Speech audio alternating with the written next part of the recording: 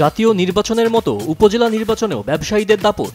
৫ বছরে অস্থাবর সম্পদ বৃদ্ধিতে উপজেলা প্রতিনিধিরা পেছনে ফেলে দিয়েছেন এমপিদের, টিআইবির রিপোর্ট। আজ মধ্যরাতে শেষ হচ্ছে ৮ মে প্রথম ধাপের উপজেলা নির্বাচনের প্রচারণা। মাঠ চষে বেড়াচ্ছেন প্রার্থীরা। বিনা অনুমতিতে প্রত্নসম্পদ বিদেশে নিলে শাস্তির বিধানসহ দেশের স্বার্থ সংশ্লিষ্ট বিভিন্ন ইস্যুতে মন্ত্রিসভায় আলোচনা।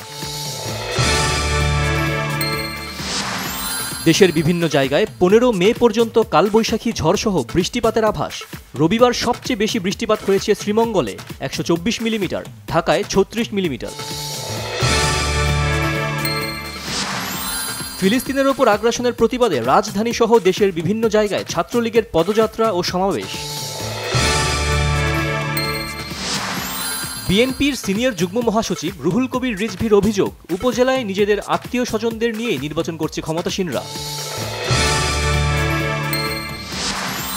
৪৩ ঘন্টার চেষ্টার পর সুন্দরবনের আগুন এখন পুরোপুরি নিয়ন্ত্রণে, জানিয়েছে ফায়ার সার্ভিসের পরিচালক। যুদ্ধবিরতির আলোচনার মধ্যেই গাজার রাফায় ইসরায়েলি ব্যাপক বিমান হামলায় ২২ ফিলিস্তিনিকে হত্যার পর শহরটি অবিলম্বে খালি করার নির্দেশ।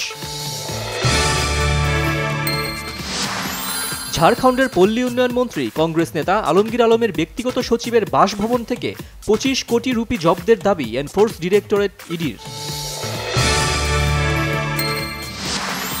ইংলিশ প্রিমিয়ার ফুটবলে টটেনহামকে গুড়িয়ে তৃতীয় স্থান শক্ত করেছে লিভারপুল।